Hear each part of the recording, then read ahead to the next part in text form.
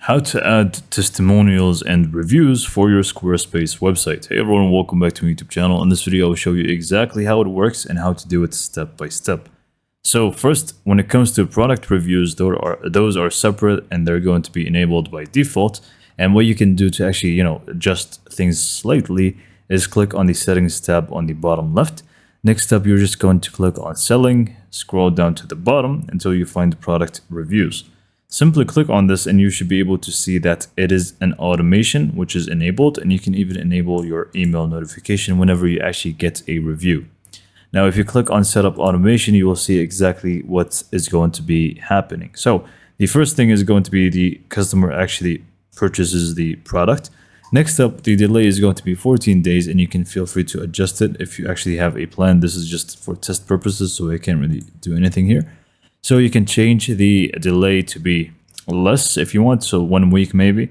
And then you can just go ahead and also edit the email that they will be getting. So this is going to be the email by default, and you can feel free to fully adjust it and change what it says. But they're basically going to write a review, and they will leave a review for the product. So it is going to be basically fully automated for you. You can just, make a few adjustments. Other than that, if you have Etsy and you already have reviews there and you want to import them, from the same setting here, if you just click on selling and product reviews, scroll down to the bottom and you should be able to import Etsy reviews.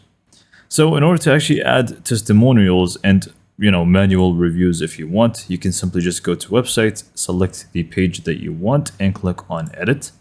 Next up, I'm just going to use the home page. Next up, you simply just want to add a section, and if you scroll down on the left side, you should be able to find testimonials, and you're going to find plenty of different ways that you can do this. You can use this one, for example, and obviously it's just going to be added for you.